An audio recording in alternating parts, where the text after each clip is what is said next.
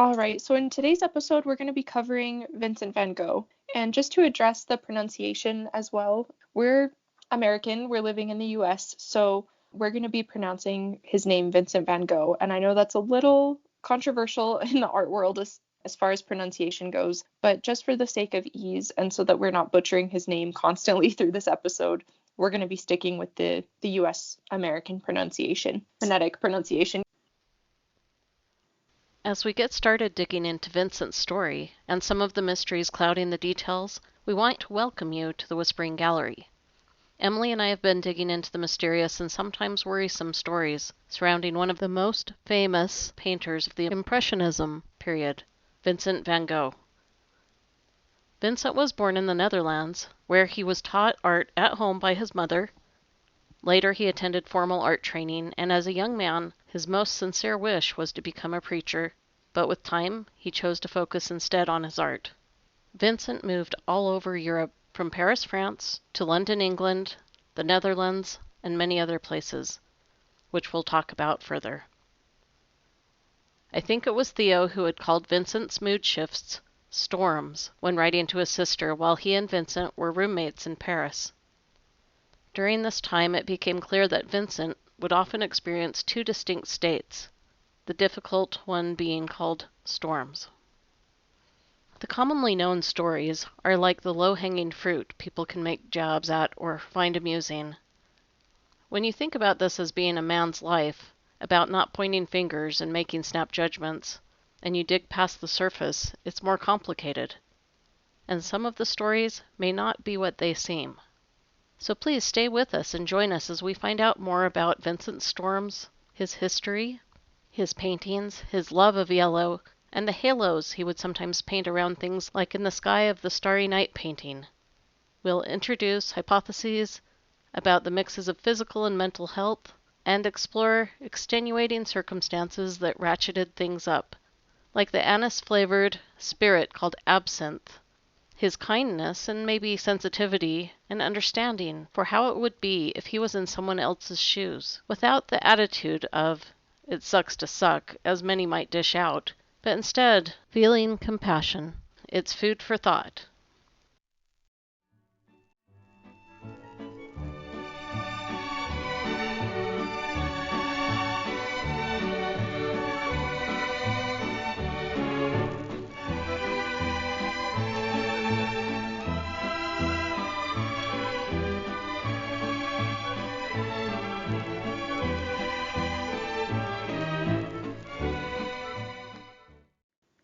Okay, so here we go.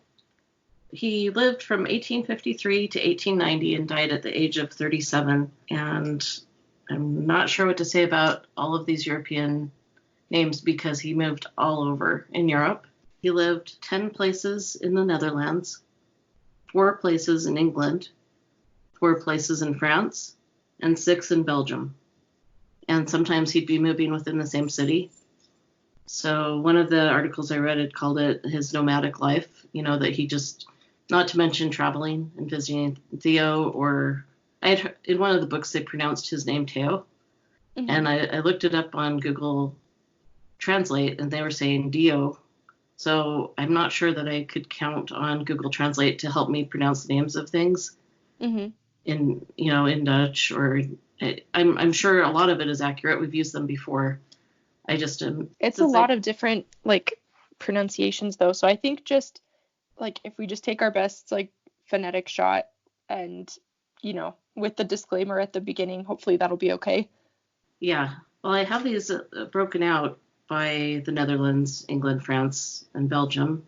I don't know if you want me to read them off that way or if I should it can come up in his timeline as we're talking about his life.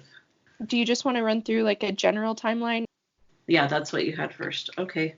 In 1853, Vincent van Gogh was born in Groot Zundert in the Netherlands. As a child, he studied at home. As far as art goes, in his first initial introduction to it, he studied at home with his mother, who painted watercolors. His earliest drawing is dated February 8th of 1864, and it's of a barn and farmhouse.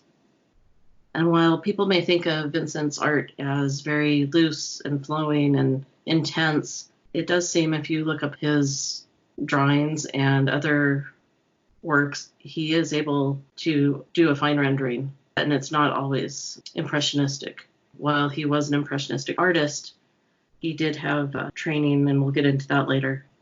In 1864, he moved to Zevenberg to attend a boys' school. In 1866, he went to Tilburg, that was in the Netherlands as well, and lives with another family while he was attending high school. So already he's beginning to move around a lot while he's young. In 1868, he moved to Groot-Zundert, Netherlands, where he lives with his family. And 1869, he went to The Hague, where he worked as a junior apprentice for Goupil and Clay, and they were art dealers. In 1873, he moved to London, England, working for the same company. And in the same year, he moved to Brixton, England. In 1874, he moved to London, England. In the same year, he moved on to Paris, France. 1875 was London, England again. May of that year, he moved on to Paris, France.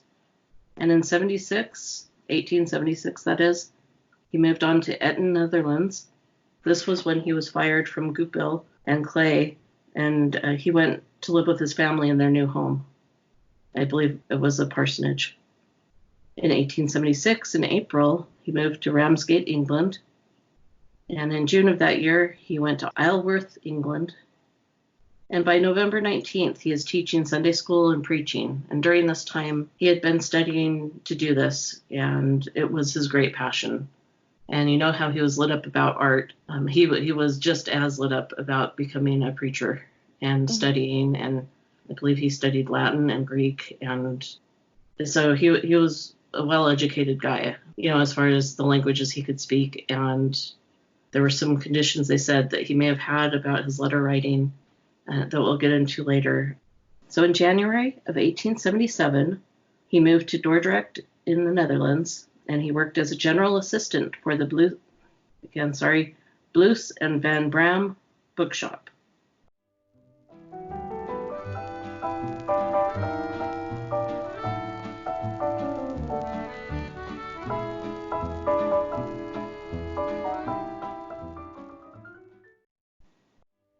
In May of that year, in Amsterdam, he preps for his theological studies. In 1878, he moves to Laken, Belgium, as a trial for 3 months, where he works on evangelist training, and while he's there, he stays with an evangelist. In December of 1878, he moved to Paturages, Orange, Belgium.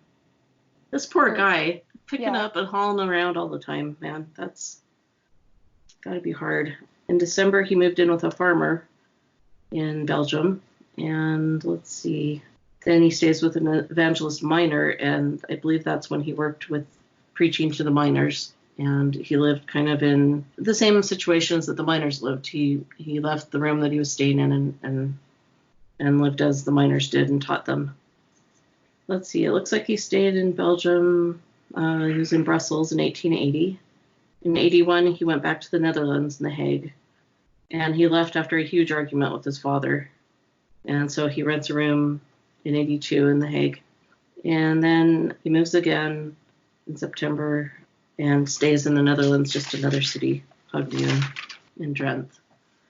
Okay, in 1883, we have him in New Amsterdam, and then Nieuwenveen, and let's see, Antwerp, Belgium in 1885. He changes countries, and he takes lessons at the Antwerp Academy of Art, where he studies figure painting and drawing from plaster casts. In 1886, he moves to France and lives in a small apartment with Theo.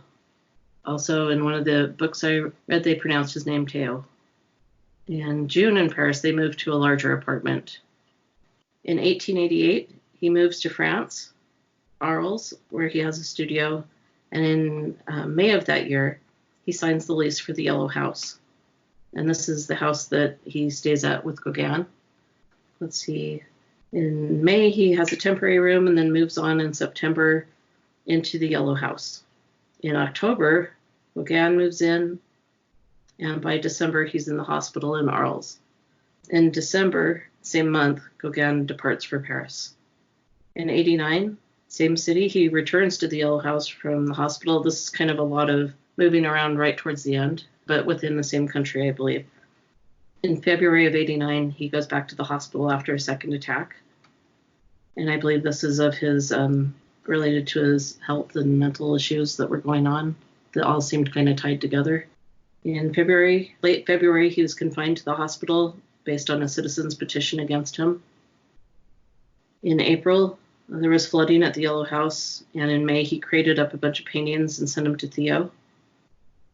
In May, he admits himself to the Saint Remy de Provence in France, and that's the asylum of Saint Paul de Massol. In 89, he visits Arles, France, and returns to the asylum. During this time, he painted the Pieta after Delacroix during September.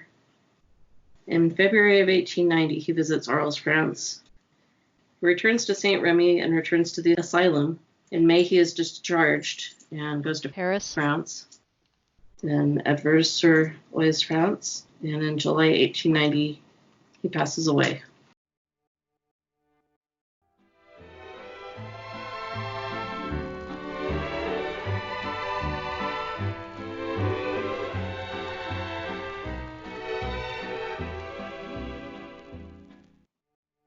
We haven't gone into any of the details surrounding these.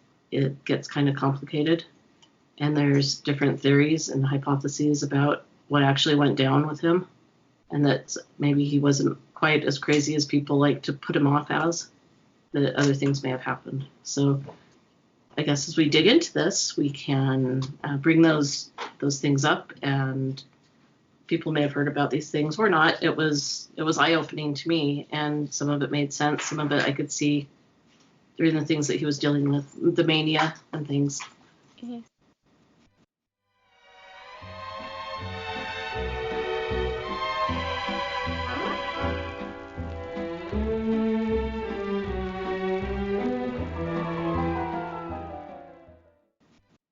The official narrative, the widely accepted story of Van Gogh's severed ear, is that during the quarrel that night, Gauguin stormed out of the house. In a fit of madness, Van Gogh grabbed a straight razor and followed, intending his friend harm, and returned home instead.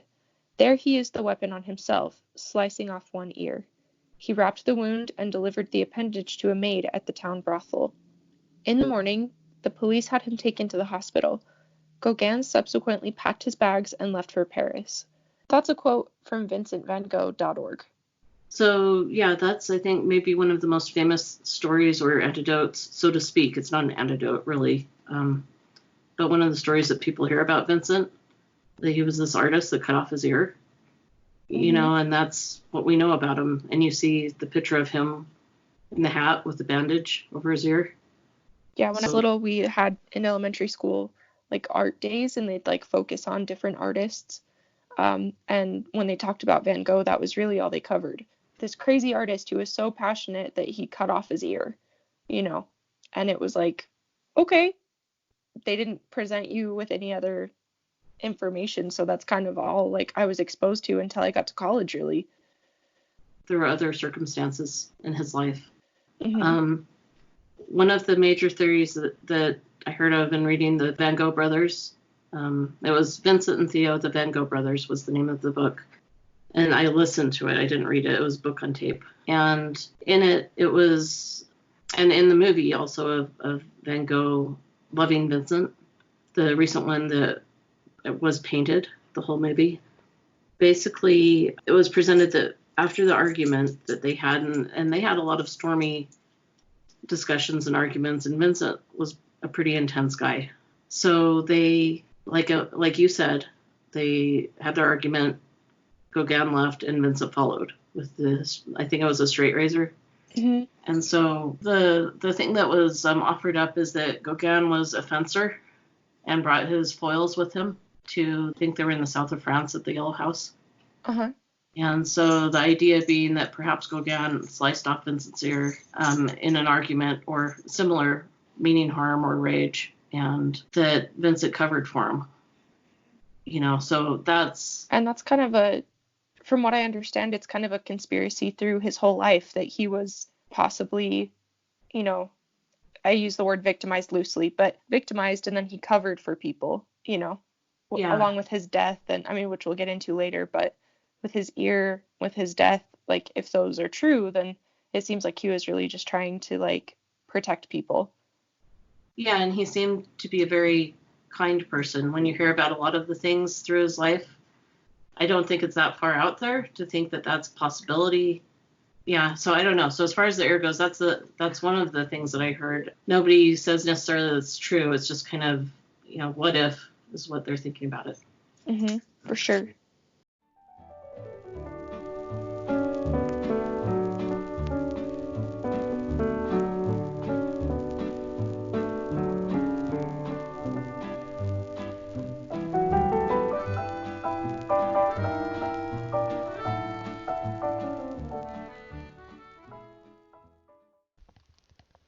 We're taking a break here and we'll talk to you again soon about the theories surrounding Vincent's death. There are some who don't think it was a suicide. Join us for the continued incredible story of Vincent van Gogh. We're glad to have you with us on the Whispering Gallery podcast. Thanks for listening. We feel like we've got a really good community here, and you can find us on Facebook and especially on Instagram, as this is a visually oriented podcast on art, so you can see what we're talking about. Thanks for your patience with the dogs that you might hear from time to time. There are studio dogs. On Emily's side, Weetsy and Sai. On my side, it is Shotzi and Boomer. And if you like the podcast, please like us on Apple Podcasts or whatever app you're using. And I believe that'll help people to find us from what I hear. And it makes sense as I'm looking for new podcasts. I'm looking for podcasts that are rated well. So we do our best. We are independent. And currently, we don't have any advertising or anything going. So it's just pure stories right now. Take care, and we can't wait to talk to you soon.